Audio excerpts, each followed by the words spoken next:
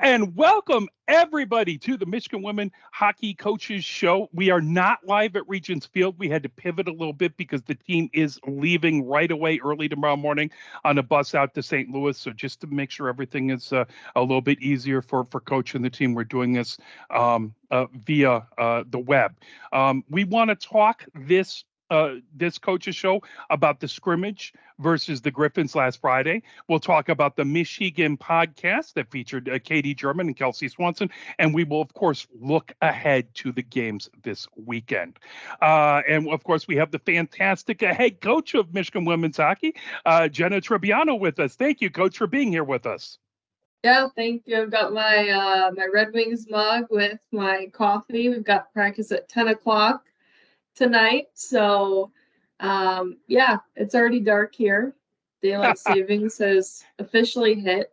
So Absolutely. I am on my second pot of coffee today. So I think I'm ready. All manner.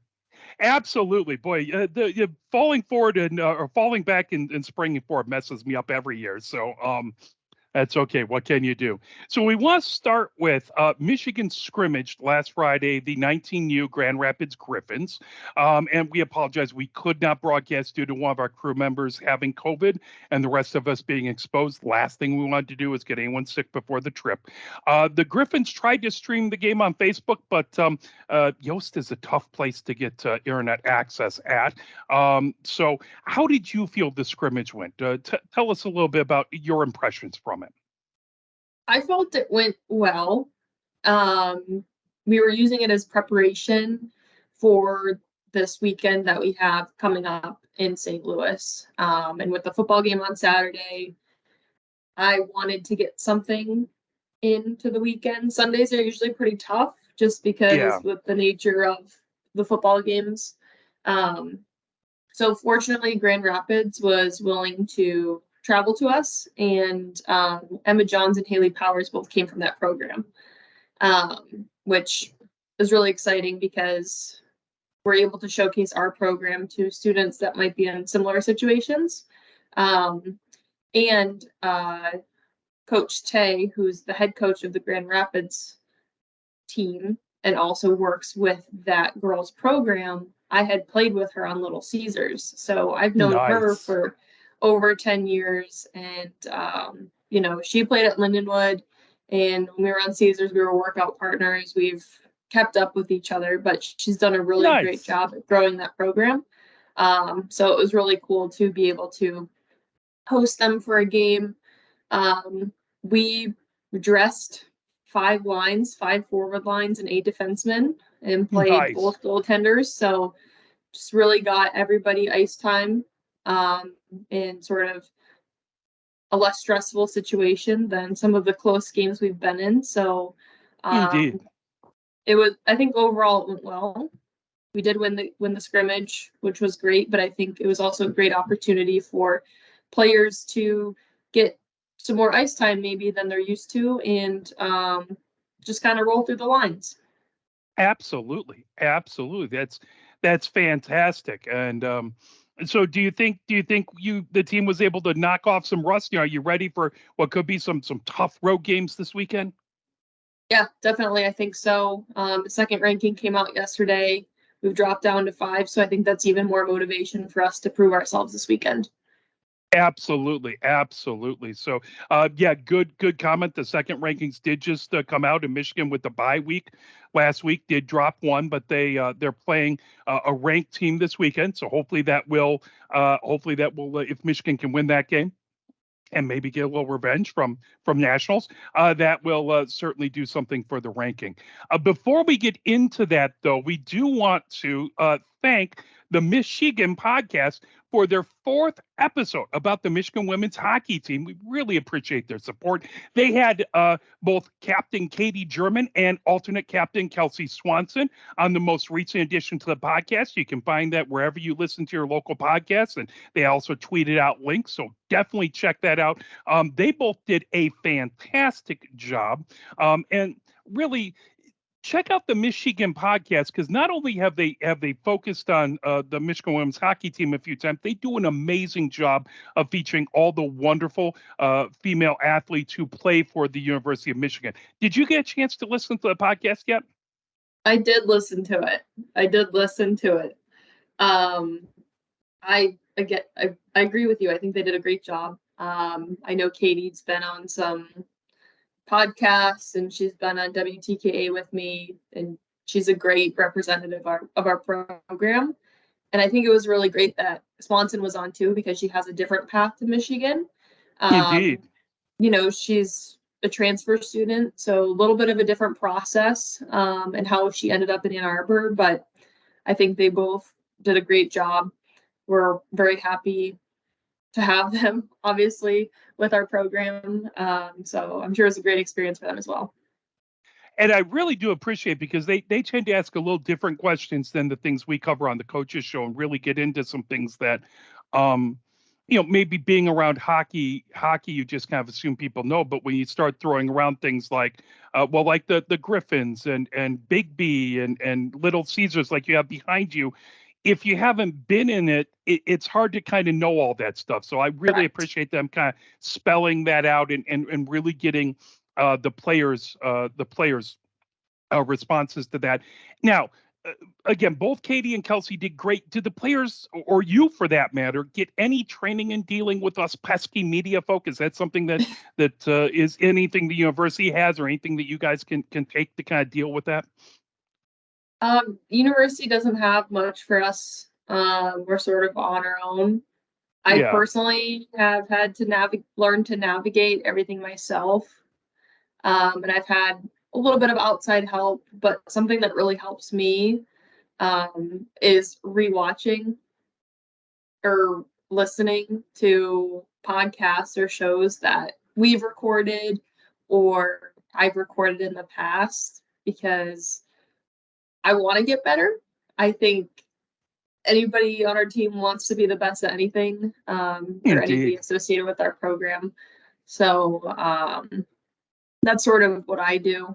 But I think they did a really great job showcasing our program, talking really positively about our program, which from my perspective is really important. So, Indeed.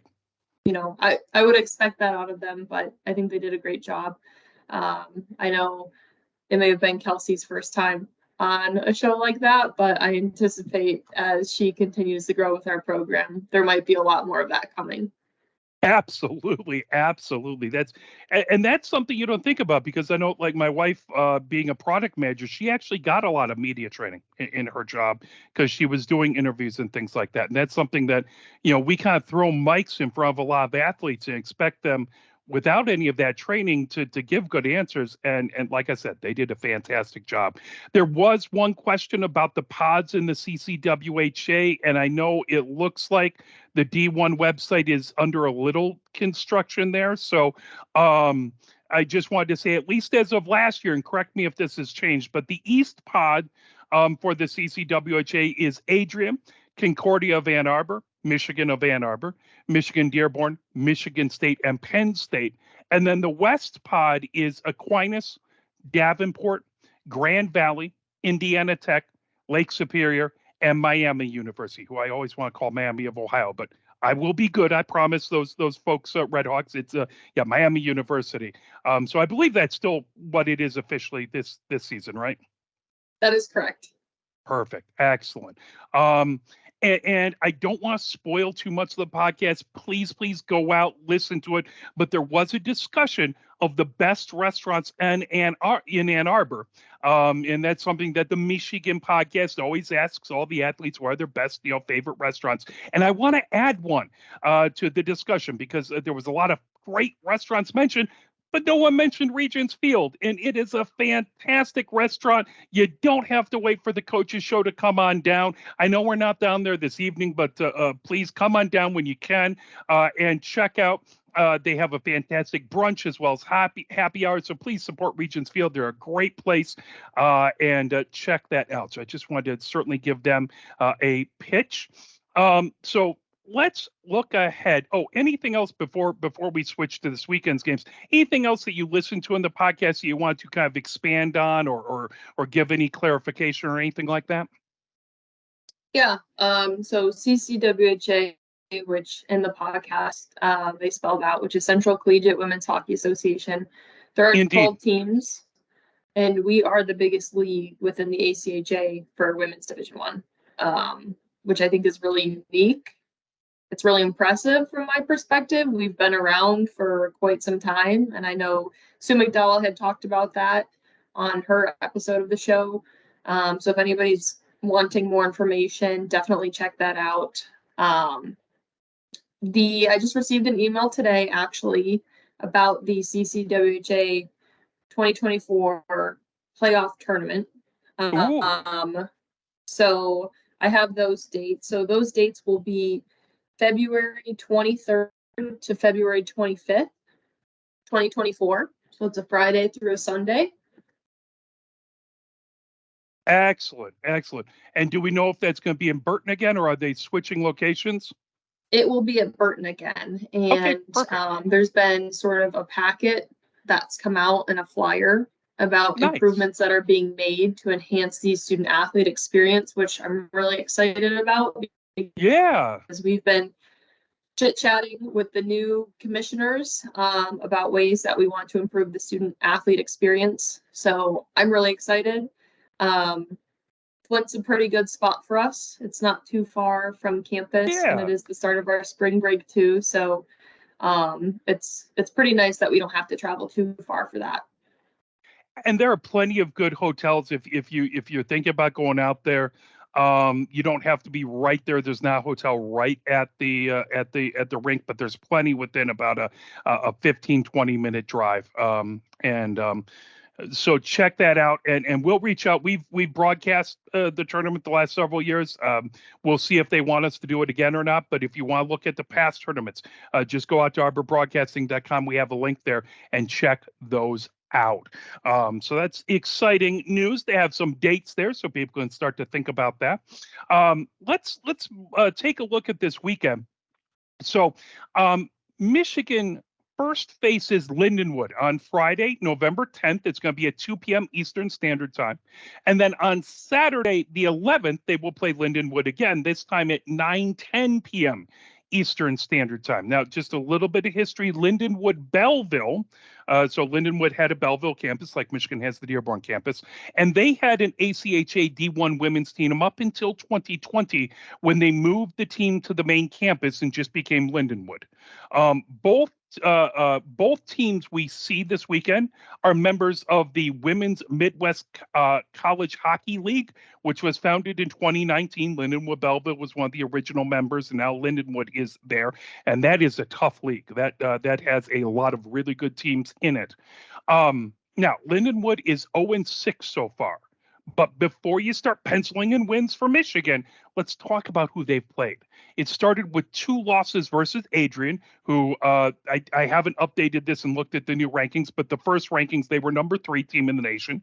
Then they lost to McKendree twice, who is number 7 nationally. And finally, they lost to Midland twice, who is the number 2 team. Actually, I think now is the number 1 team in the last rankings. So they have played some very, very tough teams. On the other hand, they've been outscored 3-35. So what does MiSHEgan really have to be careful about when heading into these games with Lindenwood? We have to take it one game at a time. Mm-hmm. I know this team is going to be good. Lindenwood's going to be good. They play Absolutely. in the toughest conference, Yes, and their record does not reflect the strength of their program. And indeed. we need to take it one game at a time, even break it down further, one period at a time.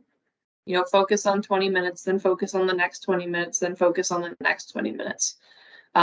So we need to come out on all cylinders on Friday for sure. And yeah, it's tough because you look at the record and you think, gosh, we might have an easy time, but it's going to be a tough team to play, especially in their building. Now, Lindenwood does play in the Centene Community Ice Center. Hopefully, I'm saying that company right. This location of nationals this year. Is it nice to get kind of an early look at one of the sheets of ice that's going to be used for nationals? Is that something that's kind of exciting to get to see? Yeah, I think so. Anytime you can get in and check out a new rink and get accustomed to where things are, there's a sense of familiarity, Yeah, especially if we know we may be returning and we're planning on returning in early indeed. 2024. So yeah, we'll be scoping it out. We've got 2 games there, which is exciting. And we've been in contact with the University of Michigan Greater St. Louis area alumni group. And Nice. I think on the Friday game might be hard for them to make because it's in the middle of the workday. But Indeed. Yeah. the Saturday game, I think we're going to have a pretty good turnout from that group. And we'll actually be joining them for an alumni lunch on Saturday, and we'll have the football game on too. So it'll be a great opportunity Nice. to use our MiSHEgan alumni network, which is something that's really valuable to me, and hopefully it brings value to our students as well and give them an opportunity to focus on something outside of hockey. That is so fantastic reaching out to the local alumni group as well. I know that, again, in the past when we've been out, alumni have kind of found out about it and come out, but specifically having that and giving the players a chance to meet those alumni and the alumni to meet the players. That's just a fantastic item, and we could all use some help cheering against Penn State on Saturday. So I will be nervous watching that game and then prepping for the game that evening to broadcast. So that will be wonderful. Um, Anything else that have you gotten to watch some tape on Lindenwood? Any kind of thoughts before we kind of switch on to McKendree? Any other thoughts about that team? Yeah, they're going to be solid. Yeah. Like I said, they play in the toughest conference. Hmm. Um, so we cannot take them lightly. We need to have all 19 skaters and both goaltenders on for 20 minutes at a time. And if we do that, we'll be successful. Perfect. Excellent. Wonderful. Wonderful. Um, so we're going to broadcast out there. By no Lindenwood, it looks like does have YouTube broadcasts as well. So if for some reason we have any internet issues or something like that, check out the YouTube broadcast for Lindenwood. Hopefully, knock on wood, everything works well. But the third game this weekend is going to be Sunday, November 12th at 2:15 Eastern Standard Time. That's going to be versus McKendree. Now, McKendree is the seventh ranked team in the ACHA. They have 7 wins, 4 losses, and 1 tie. But let's talk about their 4 losses. They have 1 loss versus number 5 Maryville. They have 2 losses versus number 1 Liberty. And they have 1 loss, 1 tie versus number 2 Midland. So they have had just a brutal schedule. They've beaten number 5 Maryville once, and they beat number 12 University of Michigan Dearborn once. This is a very battle-tested team already. What are you most concerned about coming in and playing a team that's seen that level of competition? Honestly, I don't have any concerns. The players that were with our program last year know what to expect. We faced them in the national tournament. Yep. So I know they've had this date circled. I know Kelsey and Katie talked about it in the podcast, but Yes. my goal is to keep the team focused on Friday's game, and then we'll worry about Saturday's game, and then we'll worry about Sunday's game.